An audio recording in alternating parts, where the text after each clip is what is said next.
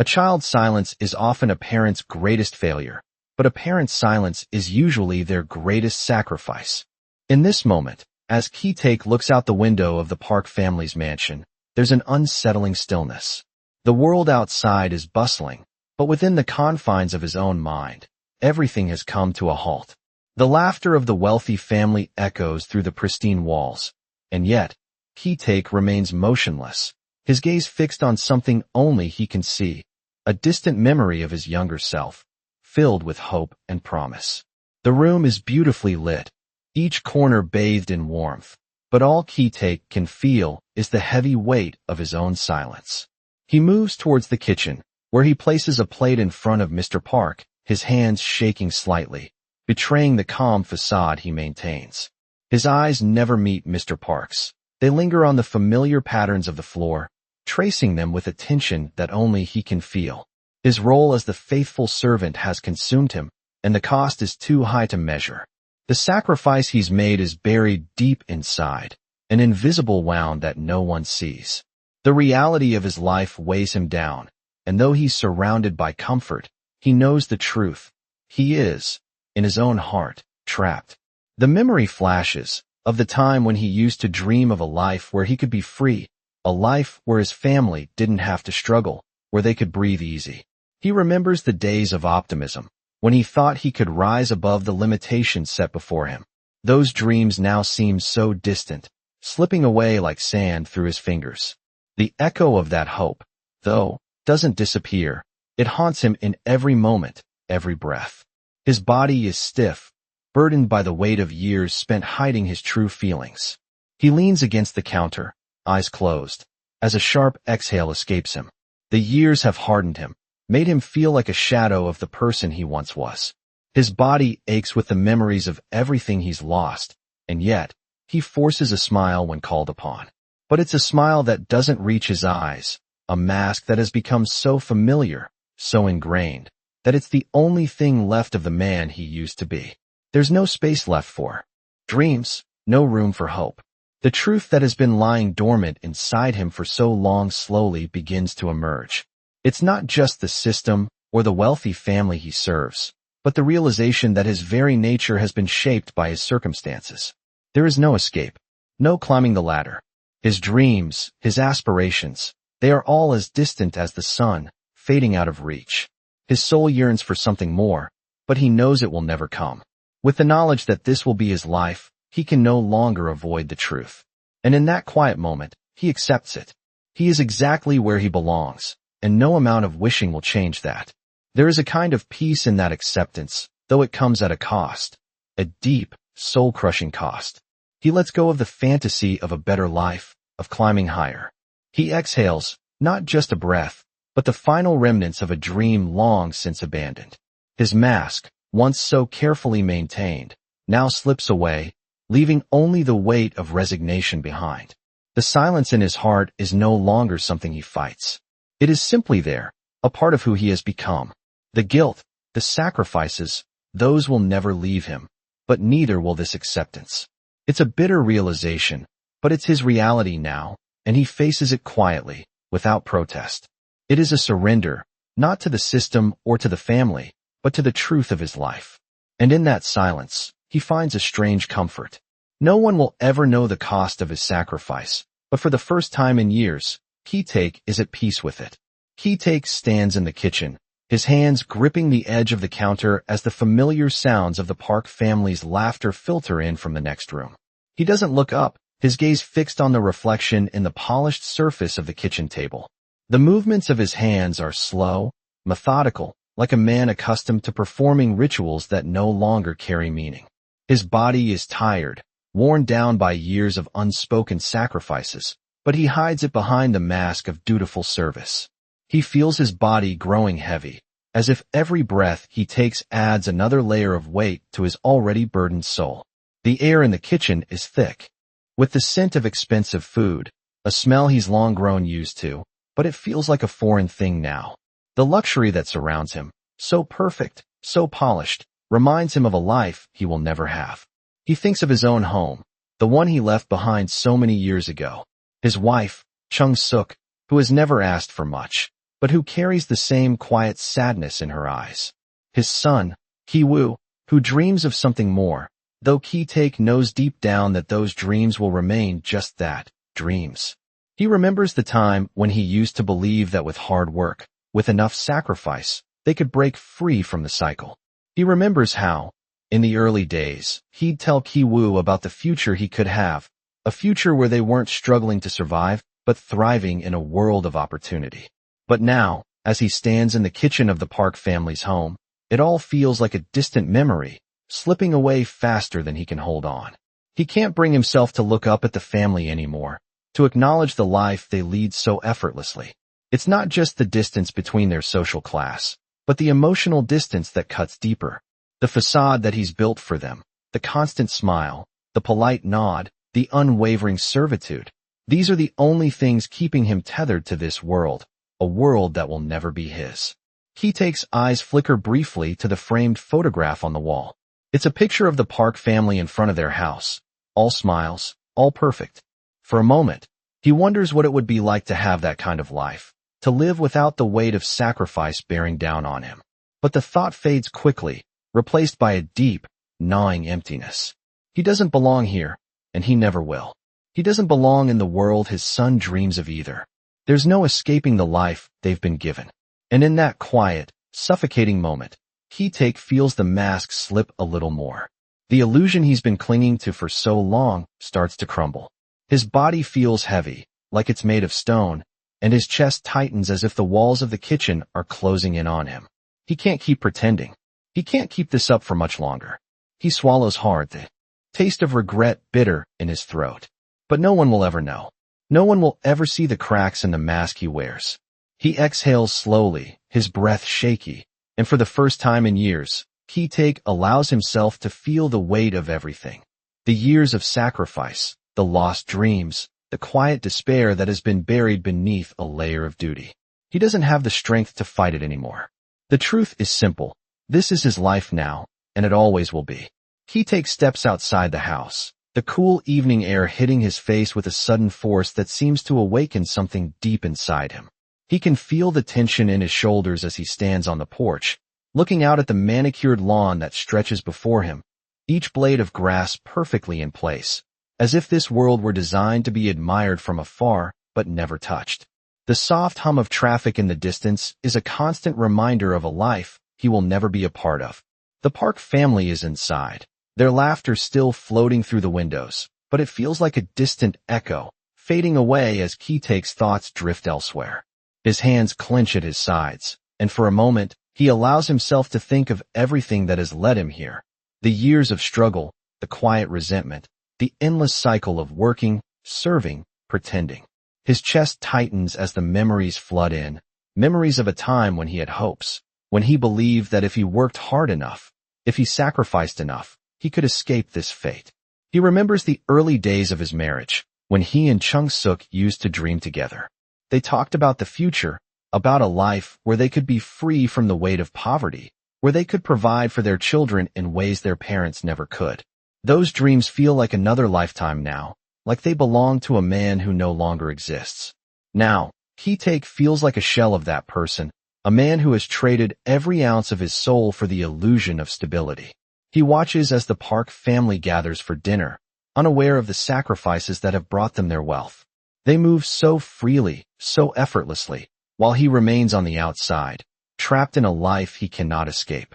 He thinks of his son, Ki-woo, and the dreams he carries in his heart. Ki-woo has always been the hopeful one, the one who believes that one day, they'll make it out of this cycle. But Ki-taek knows the truth. No matter how hard they try, no matter how many masks they wear, they will never escape the system that holds them down. His breath catches as the thought settles in. It's not just about them, not just about him and his family. It's about the generations before him, the generations that were always told they could rise, but never could. The weight of this realization crushes him, and for the first time in years, he feels the full force of the burden he's been carrying. The idea that the system is broken, that it was never meant for people like him to succeed, sinks him like a stone in his stomach. He feels as though he's been living in a dream, chasing a future that was never meant for him, and now, the dream is shattering before his eyes. His body trembles with the weight of it, and he can't hold back the tears that threaten to fall.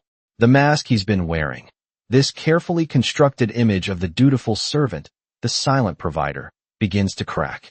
He can no longer deny the truth. His son will never be able to escape, and neither will he. This is their life, and it always will be. And in that moment, Ki-take finally understands. The system, the family, the sacrifices, all of it has led him here. He cannot fight it. He cannot change it. He exhales slowly, the sound of his breath carrying the weight of 1,000 unspoken regrets. He turns away from the house, retreating into the shadows where he belongs. For the first time in years, Ki-take stops pretending. He stops trying to climb, to reach for something that will always be out of his grasp. And in that quiet surrender, he finds a kind of peace. It's not a peace born of hope or change, but one born of acceptance.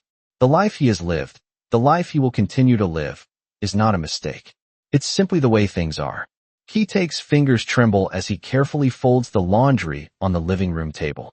The fabric feels strangely foreign in his hands, as though it no longer belongs to him. No longer belongs in this space. The room is still, the sunlight gently pouring through the window, casting long shadows on the hardwood floor. It should be peaceful, but it's not. His mind is a storm, a whirlwind of thoughts that he cannot escape.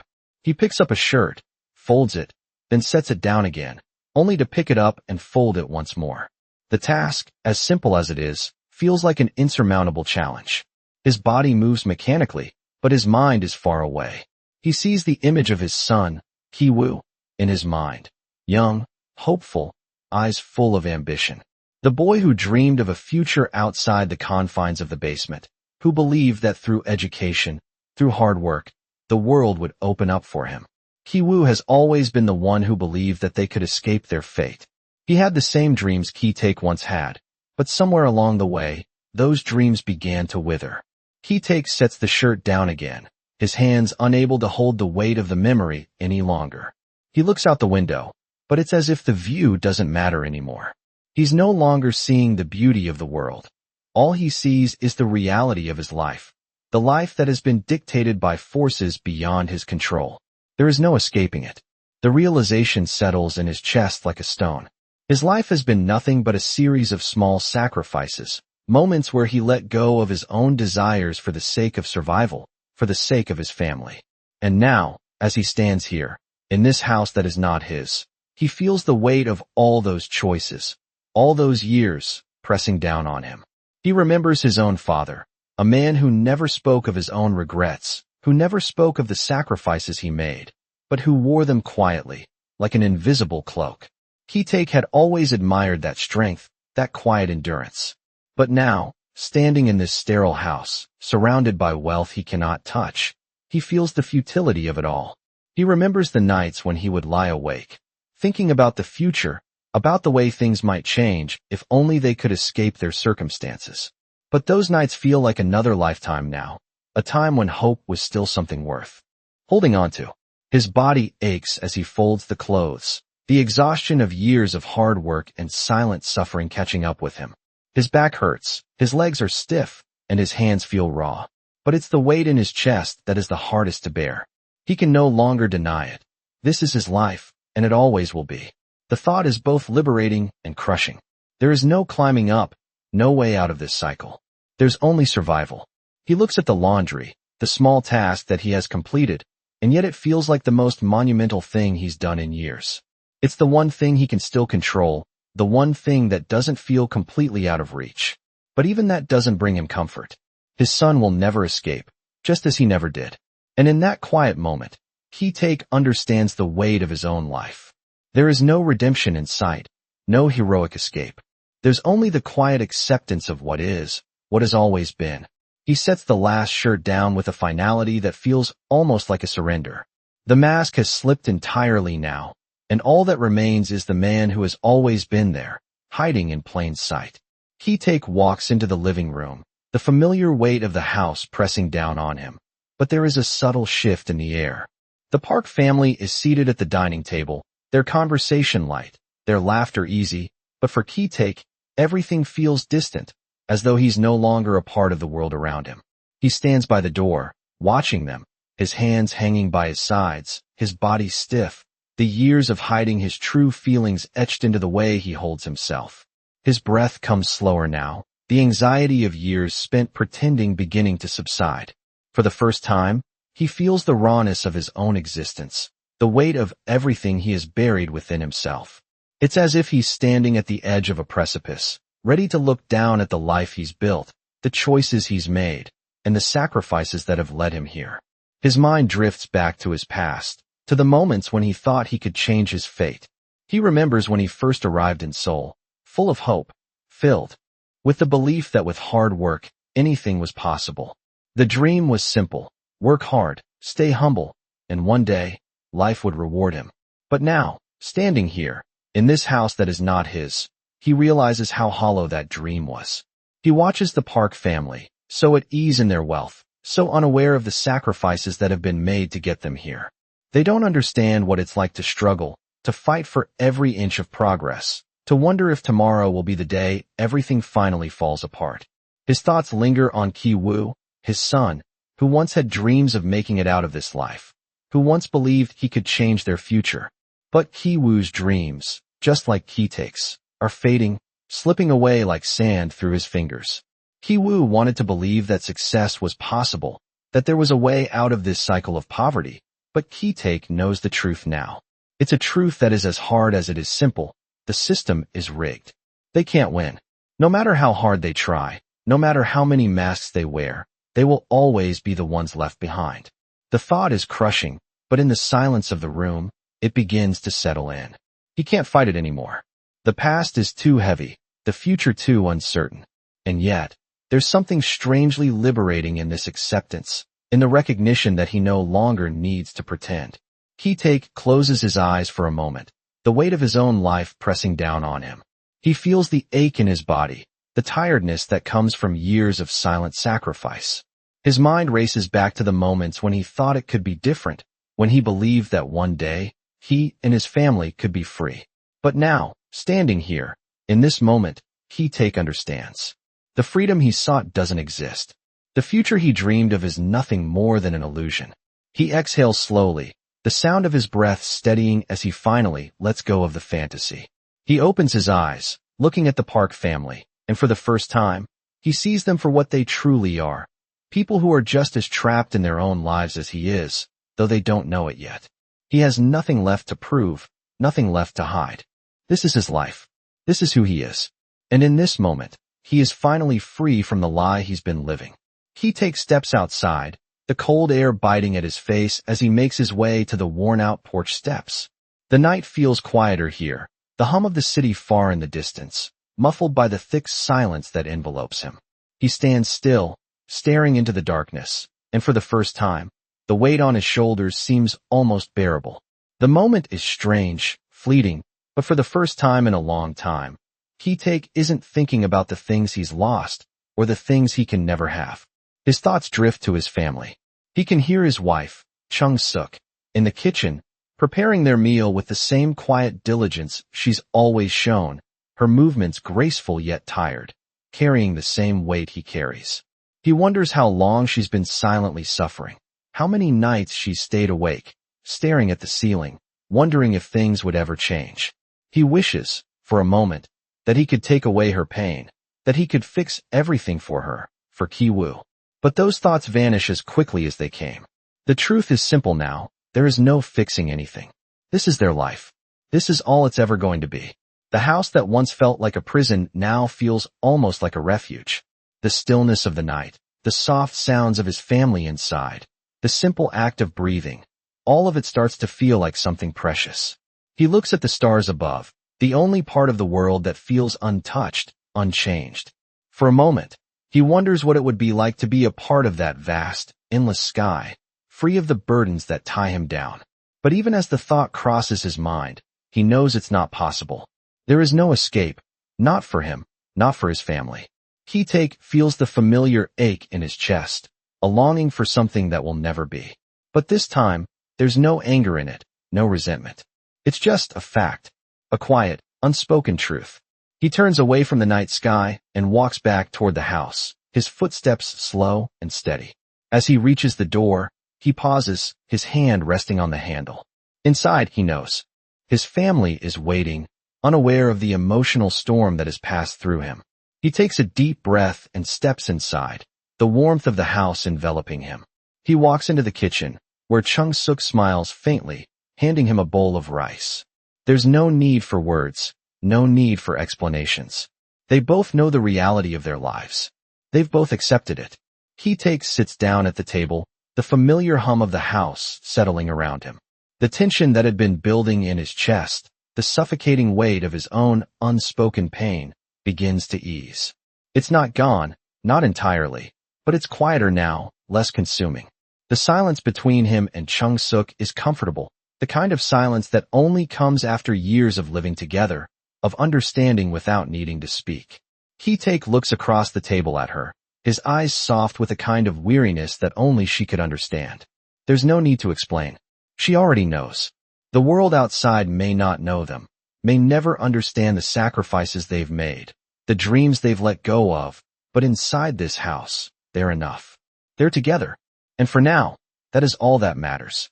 Ki-taek sits on the edge of the bed, his fingers tracing the worn edges of the sheets. The house is quiet now, the sounds of the day slowly fading into the background, leaving only the steady rhythm of his breathing. He feels the weight of the silence around him, the silence that has become both a comfort and a burden. His eyes linger on the small details of the room, the cracked paint on the walls, the faded curtains that have seen better days. Everything here is a reflection of the life he's lived, the life that he can never escape. For so long, he fought against the reality of it all, tried to push back against the suffocating feeling that everything he worked for was slipping through his fingers. But now, in this moment, there is no more fight left in him. The anger has burned away, leaving only a quiet resignation. He thinks of Chung-suk, his wife, who has always been the steady presence in his life, the one who has carried their burdens without complaint. She is in the other room, probably still working, still doing the things that need to be done to keep their small world moving. She never asks for more, never demands anything from him except that he be there, and for that, he is grateful. He has never been able to give her what she deserves, never been able to provide the life she dreamed of, but she has never once blamed him. In her eyes, he sees the quiet acceptance of their shared fate, the understanding that life will never be what they imagined. Ki-taek's mind drifts to Ki-woo, his son, the boy who always believed that something better was just out of reach. Ki-woo had dreams, big dreams, and Ki-taek had done everything he could to make those dreams a reality. But now, looking back, he wonders if those dreams were ever possible. He wonders if they were just another illusion, something to keep them moving forward, something to hold on to when everything else seemed to be falling apart. The thought of Ki-woo's bright future, the future he had wanted for his son, feels like a distant memory now. The truth is simple, painfully so. They are trapped, stuck in a cycle that will never change. The world has made its decision about them, and no amount of effort, no amount of sacrifice, will ever alter that. But even as the weight of that truth settles into his bones, Ki-taek feels something else, a quiet acceptance. The fight is over. The struggle has ended. There is no more pretending, no more trying to climb a ladder that doesn't exist. This is who they are. This is their life. And as he sits there, in the quiet of the room, he realizes that it's okay. It's okay to stop fighting. It's okay to let go. He has done everything he can. He has given everything he has. And in the end, that is enough. The future may be uncertain, but for now, in this moment, he has his family, and that is all that matters. With a deep breath, he stands up and walks towards the door. The quiet of the night surrounds him, but there is no fear in it. Only peace. He steps into the living room, where Chung-suk is waiting. She doesn't need to say anything. She doesn't need to ask if everything is okay. She knows. They both know. The weight of the world may still be pressing down on them, but for now, they are together. And, for now, that is enough. Ki-taek stands in the dimly lit room, the weight of the world pressing down on him with each passing second. The house, which once felt like a place of constant tension, now seems strangely still. He watches as Chung-suk moves quietly around the kitchen, the sounds of her movements familiar, comforting even, yet distant. The years of struggle, of silent sacrifice, have worn them both down, but in this moment, There is something more, a quiet understanding, an unspoken peace. The tension that once filled the air between them has dissipated, leaving only the soft hum of their shared existence. Kitake takes a deep breath, feeling the cool air fill his lungs, the weight on his chest lifting ever so slightly. The world outside remains unchanged, the city still buzzing with the noise of life that they can never be a part of, but in here, within these walls, he feels a rare calm. He glances over at Kiwoo, who is sitting at the table, his eyes vacant, but his presence a constant reminder of everything Kitake has worked for, everything he's sacrificed. His son, the one who once held dreams of a future beyond the limits of their world, now seems as lost as Kitake feels. There's no anger in Kitake's heart anymore, no bitterness. There's only the quiet truth that he can no longer ignore. The dreams, the hopes, the future, they were never meant for him, never meant for his family. This is the life they've been given, and despite all the sacrifices, all the years of pretending, it's the only life that will ever be theirs. But in that truth, there's also something else. It's not defeat, not surrender, but something deeper. Acceptance. He watches as Kiwoo stirs his drink absently, lost in his own thoughts. The boy still has a part of that hope, a part of that belief that things can change, but Kitake knows better now. He's learned the hard way that some things are simply out of their control. The world is unforgiving, and no amount of striving will ever change that. But perhaps, in this moment, in this quiet surrender, there is a kind of peace. The peace that comes from letting go of what can never be. The peace that comes from realizing that, despite everything, they are still together. Kitake looks over at Chung-suk, her tired eyes meeting his for just a moment. There's no need for words between them. They both know. They both understand. This is their life. It may not be the life they imagined, but it's their life, and it's enough. He stands up, slowly, his body aching, but not with the same desperation it once held. There's no more running, no more pretending. There is only the quiet knowledge that this is where they are meant to be. As he walks toward the door, his steps are slower now, but they are steady. The weight of the world may still be on his shoulders, but in this moment, he knows he can carry it. He opens the door and steps outside, the cool air brushing against his face. He stands there for a moment, the world stretched out before him, but for the first time in years, Kitake doesn't feel the need to climb. He doesn't need to reach for something more.